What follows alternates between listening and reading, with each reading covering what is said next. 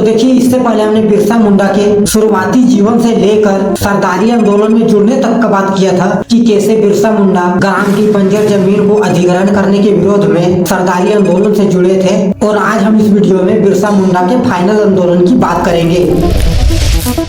देखिए, बिरसा मुंडा सरदारी आंदोलन से जुड़ तो गए थे, लेकिन इस आंदोलन में प्रॉब्लम ये था कि इस आंदोलन को लीड करने के लिए कोई ढंग का लीडर नहीं था। और बिरसा मुंडा ये बात अच्छे से जानते थे। साथ में उनको ये भी पता था कि अगर वो आंदोलन में फ्रंट में जाके लीड करते हैं तो पुलिस सबसे पहले उनको ही पकड़ के जेल में डालेगा। इसलिए शुरुआत में बिरसा मुंडा इस आंदोलन के बैकएंड में रहकर लोगों को इकट्ठा करते थे और ब्रिटिश सरकार के अगेंस्ट लोगों को लड़ने के लिए प्रेरित करते थे। साथ में उस टाइम पे यानी कि 1893 से 94 के समय में बिरसा मुंडा के साथ एक और इंसिडेंट हुआ था, जो हमें पढ़ने को मिलता है कि एक बार जब बिरसा मुंडा जंगल से लौट रहे थे तो अचानक से बिजली कड़कता है और इनको सिंगभोंगा के दर्शन होता है, जिसके बाद इनके पास अननेचुरल पावर आ जाता है और सिर्फ इनके छूने से ही लोग ठीक हो जाते थे। और इस घटना के बाद बिरसा मुंडा काफी पॉपुलर हो गए थे और 1893 से 94 के टाइम पे बिरसा मुंडा सरदारी आंदोलन के थ्रू लोगों को इकट्ठा करने के साथ साथ लोगों का इलाज भी करते थे। हालांकि सरदारी आंदोलन में ढंग का कोई लीडर नहीं होने के कारण ये आंदोलन 1895 तक में दब गया था। दरअसल भाई, इस आंदोलन के दबने के पीछे का कारण ये था कि ये आंदोलन दो मत में डिवाइड हो गया था।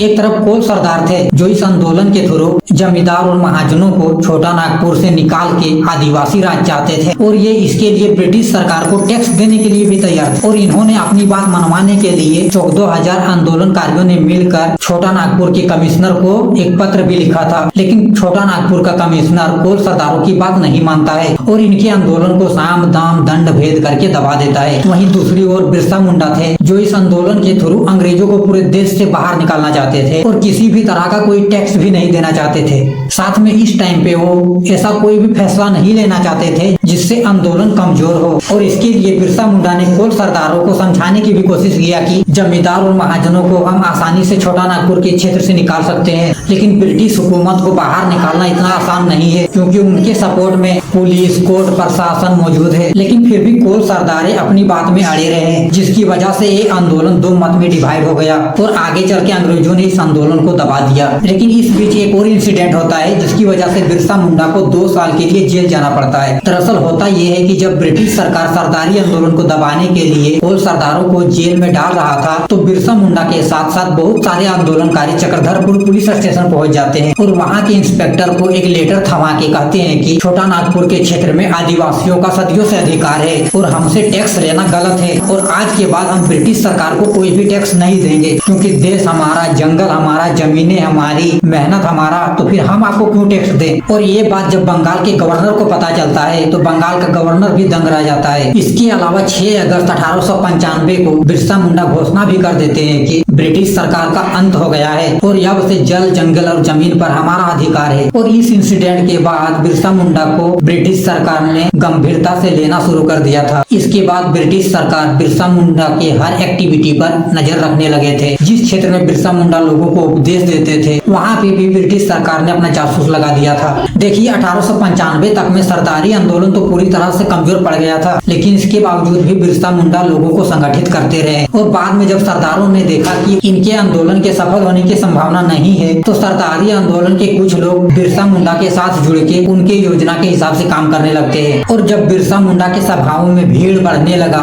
तो उन्होंने लोगों को अंग्रेजों के खिलाफ और भी जागरूक करना शुरू कर दिया। उन्होंने संगठन को मजबूत करने के लिए आदिवासियों के बीच अवेयरनेस फैलाया। उन्होंने लोगों को बताया कि जमीन पर सदियों से आदिवासियों का अधिकार है, इसलिए उनको अंग्रेजों को टैक्स देने की कोई जरूरत नहीं है और वो अंग्रेजों की हुकूमत को ना माने। देखिए, 1895 तक में बिरसा मुंडा ने लगभग 6,000 मुंडाओं को इकट्ठा कर लिया था और ये उस समय का सबसे बड़ा संगठन था। और जो सरदारी आंदोलन से बिरसा मुंडा के साथ जुड़े थे उन्होंने बिरसा मुंडा के कहने पर अंग्रेजों को मारने के लिए तैयारी भी शुरू कर दिया था। इन्होंने उस समय लड़ाई के लिए जो भी हथियार काम आने वाला था सारे इकट्ठा कर चुके थे और अंग्रेजों के खिलाफ एक बड़ी तबाही लाने की तैयारी में थे। लेकिन इस प्लान का खबर जासूसों के थ्रू ब्रिटिश सरकार को भी पता चल जाता है और फिर 22 22 अगस्त 1895 को ब्रिटिश सरकार एक बैठक करके बिरसा मुंडा की गिरफ्तारी का प्लान करता है। और शुरुआत में बिरसा मुंडा की गिरफ्तारी के लिए ब्रिटिश सरकार एक हेड कांस्टेबल भेजता है, लेकिन जब ये हेड कांस्टेबल बिरसा मुंडा की गिरफ्तारी करने के लिए आता है तो जो बिरसा मुंडा के चाहने वाले थे उन लोगों ने उस हेड कांस्टेबल को बहुत मारा, जिसके बाद बिरसा मुंडा पर ब्रिटिश सरकार वारंट जारी करता है। और फिर 1895 के अंत तक में बिरसा मुंडा को ब्रिटिश सरकार के खिलाफ षड्यंत्र रचने के आरोप में 2 साल के लिए जेल जाना पड़ता है। देखिए, बिरसा मुंडा की गिरफ्तारी के बाद 19 नवंबर 1895 को कोर्ट ने उनको दोषी मान के 2 साल की सजा और 50 रुपए का जुर्माना लगाया था। और उनकी गिरफ्तारी के बाद आंदोलन पूरी तरह से दब गया। जिन लोगों ने बिरसा मुंडा के उम्मीद में ईसाई धर्म छोड़ के अपने धर्म को अपनाया था, उन्होंने भी फिर से ईसाई धर्म अपना लिया। इसके अलावा बहुत सारे लोग ब्रिटिश सरकार के डर से पादरियों के यहाँ शरण लेना ही बेहतर समझा और उनके धर्म को ही फॉलो करने लगे। और अंग्रेजों के खिलाफ जो भी तबाही लाने का उन्होंने प्लान किया था वो सारा का सारा बर्बाद हो चुका था। लेकिन इसके बाद भी उन्होंने जो 6000 मुंडाओं का संगठन बनाया था उनमें से मैक्सिमम लोगों को गया मुंडा ने संगठन से जोड़ के रखा था। तो देखिए, जब बिरसा मुंडा की गिरफ्तारी हुआ था तो उन पर 2 साल की सजा और 50 रुपए का जुर्माना लगाया गया था। और जब इन्होंने जुर्माना नहीं दे पाया तो इनकी सजा को 2 साल से बढ़ा के 2.5 साल कर दिया था। लेकिन इसी बीच महारानी विक्टोरिया की जयंती आ जाता है और उन्होंने उस टाइम पे एक आदेश पारित किया था कि जिन कैदियों के 1 से 4 मंथ के बीच का सजा बचा हो उनके सजा को माफ करके महारानी विक्टोरिया की जयंती के दिन ही छोड़ दे। और फिर 30 नवंबर 1897 को कुछ कैदियों को रिहा करने के साथ बिरसा मुंडा को भी जेल से छोड़ देते हैं।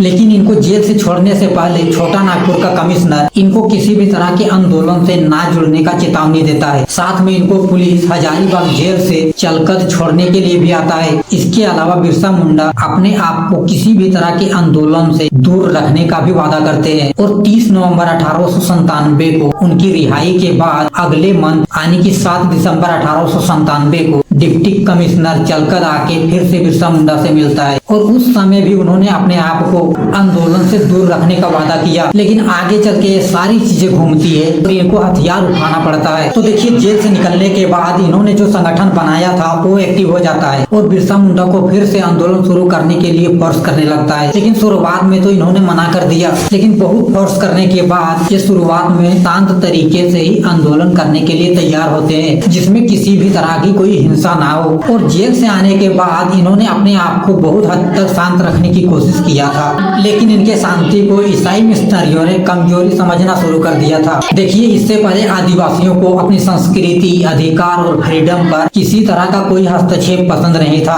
लेकिन अंग्रेजों ने आदिवासियों की संस्कृति, अधिकार, फ्रीडम के साथ साथ उनका घर, जमीन, धर्म, हर चीज पर अंग्रेज और ईसाई मिशनरियां हस्तक्षेप कर रहे थे। और बहुत मुश्किलों के बाद बिरसा मुंडा ने जागरूक करके लोगों को वापस अपने धर्म में लाया था। लेकिन जब वो जेल गए तो फिर से सारी चीजें वैसा ही हो गया। लेकिन इसके बाद भी ईसाई मिशनरियां रुकते नहीं है, वो कंटिन्यू लोगों का धर्म परिवर्तन करा के अपने धर्म में ले रहे थे। और इसके लिए बिरसा मुंडा ने शांत तरीके से बहुत समझाने की कोशिश किया, लेकिन इसके बाद भी ईसाई मिशनरियां अपने हरकतों से बाज नहीं आते। और फिर फरवरी 1898 में बिरसा मुंडा डोंबारी पहाड़ी में एक विशाल जनसभा करते हैं। और इस सभा के दौरान इन्होंने अपने हाथ में सफेद और लाल झंडे लेके पहले सफेद झंडे को आगे करते हैं और अपने संगठन से कहते हैं कि अगर आप लोग सफेद झंडे को चुनते हो तो हम इस सभा के बाद से ही अंग्रेजों और ईसाई मिशनरियों के खिलाफ शांत तरीके से आंदोलन शुरू करेंगे, जिसमें कोई भी हिंसा नहीं होगा। लेकिन अगर आप लोगों ने लाल झंडे को चुना तो फिर पूरे छोटा नागपुर के क्षेत्र को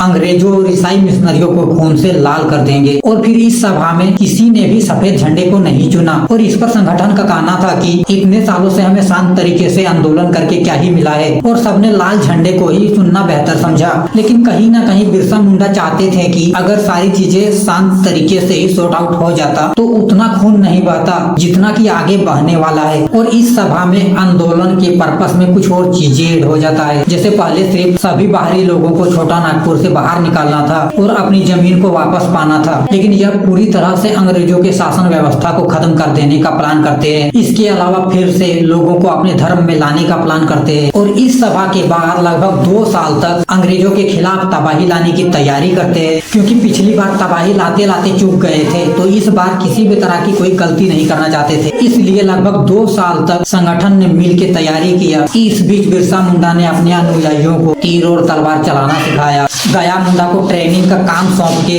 उनको सेना का अध्यक्ष बनाया। लोगों को जड़ी बूटियों के थ्रू दवाई बनाना सिखाया। इस बीच इन्होंने लड़ने के लिए तीर, तलवार, भाला, गेता सारी चीजें तैयार किया। और तैयारी पूरा होने के बाद इन्होंने 1899 में ब्रिटिश सरकार, जमींदार, साहूकार और ईसाई मिशनरियों का सर काटने का प्लान करते हैं। और इसके बाद क्रिसमस के दिन 24 दिसंबर 1899 की शाम को चक्रधरपुर, खूंटी, कर्रा, तोरपा, तमाड़ और गुमला के वासिया थाना क्षेत्र में जोरदार तरीके से हमला करते हैं। इस हमले में लोगों ने ईसाई धर्म के जितने भी चर्च थे, हर एक चर्च को जला दिया। जो पादरी थे उनको तीर से मार दिया। जहाँ जहाँ पे ब्रिटिश सरकार के झंडे लगे थे उसको जला के अपना सफेद झंडा लगा दिया। उस समय अंग्रेजों से जुड़े 100 से ज्यादा इमारतों पर इन्होंने आग लगा दिया था। उस रात संगठन को जो मिला सबको तीर, तलवार और भाले से चुन चुन कर मारा था। और सुबह होते ही इस घटना की बात छोटा नागपुर से उठकर पूरे बंगाल में फैल जाता है। इस घटना के बाद ब्रिटिश सरकार इतना परेशान था कि लास्ट में ब्रिटिश सरकार को बिरसा मुंडा को पकड़ने के लिए सेना का मदद लेना पड़ा। तो ये जो रात का कांड हुआ था ये तो सिर्फ शुरुआत था। 24 दिसंबर 1899 की घटना के बाद से जब तक बिरसा मुंडा की गिरफ्तारी नहीं होता है तब तक रांची, खूंटी, सिंहभूम हर जगह खून ही खून बह रहा था। इस बीच पूरे संगठन ने 89 जमींदारों के घर में आग लगा दिया था। कईयों को मार के बीच रास्ते में टांग दिया था। कुछ जमींदार तो डर से बंगाल भाग गए थे। और इस पूरी घटना से बंगाल में गरम दल वाले बहुत खुश थे, क्योंकि अंग्रेजों के खिलाफ जो तबाही बिरसा मुंडा ने 24 साल की उम्र में लाया था, उस तरह की तबाही को लाने के लिए गरम दल वाले कब से ही सोच रहे थे। और आगे चल के गरम दल वालों ने भी बंगाल विभाजन पर तबाही लाया था। आपका मन करे तो बंगाल विभाजन का ये वीडियो देखना, बहुत मजा आएगा। तो देखिए ये तो मारकाट चल ही रहा था कि इसी बीच में 9 जनवरी 1900 को डोंगरी पहाड़ी में फिर से एक बैठक करने का प्लान करते हैं, जिस पर वो आंदोलन को और तेज करने पर डिस्कस करने वाले थे। और इस बात का खबर रांची के कमिश्नर को पता चल जाता है। दरअसल होता ये है कि 9 जनवरी 1900 को बैठक होने वाला था, लेकिन 25 दिसंबर 1899 यानी कि 10 से 15 दिन पहले ही लोग डोंगरी पहाड़ी पर मशाल और तीर धनुष लेके पहुंचने लगे थे। और ये बात जब रांची के कलेक्टर को पता चलता है तो उसको लगता है कि इतने बड़े संगठन को 20-50 पुलिस वालों से क्या ही हो पाएगा, इसलिए वो सेना को बुला लेते हैं। और 9 जनवरी 1900 को जिस दिन बैठक होने वाला था उस दिन पुलिस के साथ सेना भी पहुंच जाता है। उस दिन लगभग 9 घंटे तक उस पहाड़ी में युद्ध होता है और काफी लोग वहाँ पे मर जाते हैं। इस घटना की तुलना जलियांवाला बाग से भी किया जाता है। हालांकि यहाँ पे भी पुलिस बिरसा मुंडा को नहीं पकड़ पाते हैं, लेकिन एक मंथ बाद 3 फरवरी 1900 को ब्रिटिश सरकार ने चक्रधरपुर के जंगल में अपनी आदिवासी छापामार सेना के साथ सोते समय बिरसा मुंडा को गिरफ्तार कर लेते हैं। दरअसल ब्रिटिश सरकार ने बिरसा मुंडा को पकड़ने के लिए 500 रुपए के इनाम का घोषणा कर दिया था। और इसी वजह से वीर सिंह नाम की महिला ने बिरसा मुंडा के लोकेशन का पता बता दिया था, क्योंकि जब जंगल में जब लोग खाना बना रहे थे तो उस आग से जो धुआं उठ रहा था उस धुएं को उस महिला ने देख लिया था। और ये सारी बातें उस महिला ने ब्रिटिश सरकार को बता दिया, जिसके बाद ब्रिटिश सरकार ने उनको 500 रुपए का इनाम भी दिया था। और इनकी गिरफ्तारी के बाद सिंहभूम का कमिश्नर इस बात को बंगाल के मुख्य सचिव को भेजता है। शुरुआत में इनको गुप्त तरीके से चाईबासा ले जाने का प्लान करते हैं, लेकिन बाद में इनको दूसरे रास्ते से रांची लाया जाता है ताकि बिरसा मुंडा की गिरफ्तारी के बारे में किसी को पता न चले। लेकिन उनको रांची लाने से पहले ही उनको देखने के लिए हजारों लोग इकट्ठा हो गए थे। और लास्ट की कहानी सबको पता ही है कि ब्रिटिश सरकार के अकॉर्डिंग 9 जून 1900 को उनकी हैजे के कारण डेथ हो जाता है। लेकिन बहुत सारे लोगों का कहना था कि अंग्रेज जानते थे कि कुछ ही दिनों में बिरसा मुंडा जेल से बाहर आ जाएंगे और बाहर आने के बाद फिर से तबाही मचाएंगे, इसलिए उनको जेल में ही दातून, पानी और खाने में जहरीले पदार्थ मिला के देते थे, जिसकी वजह से उनका जान गया था। हालांकि जेल में रहते वक्त स्ट्रेटफील्ड ने बिरसा मुंडा से पूछा था कि तुम्हारी वजह से इतना खून बहा, क्या तुम्हें इस बात का अफसोस नहीं? तब उन्होंने कहा था कि खून बहे तो बहे, लेकिन आंसू नहीं बहना चाहिए। हाँ, खून जिंदगी है तो आंसू जिंदगी का रंग है। हमने ये लड़ाई जिंदगी के लिए नहीं, जिंदगी में कई तरह के रंग हो इसके लिए लड़ा है और लड़ते रहेंगे। अभी युद्ध का विराम हुआ है, युद्ध का अंत नहीं, उलगुलान जारी रहेगा। हालांकि इस आंदोलन से पूरी तरह से मुंडा राज नहीं आ सका, लेकिन इसके बाद भी ब्रिटिश सरकार पर इतना प्रेशर था कि उनको 1902 में गुमला और 1903 में खूंटी को अनुमंडल बनाना पड़ा। लोगों से जो बंधुआ वो मजदूरी करवा रहे थे उसको खत्म करना पड़ा। जो मनचाहे तरीके से टैक्स वसूल रहे थे उस टैक्स को कम करना पड़ा। इसके अलावा जिस जल जंगल और जमीन के लिए आदिवासी कम्युनिटी के लोग 1765 से ही आंदोलन कर रहे थे, उस पर बिरसा आंदोलन के बाद सफलता मिला। बिरसा मुंडा की डेथ के 8 साल बाद ब्रिटिश सरकार ने CNT एक्ट को बनाया और इस एक्ट के थ्रू अब कोई भी आदिवासियों की जमीन को गैर आदिवासी नहीं खरीद सकता था।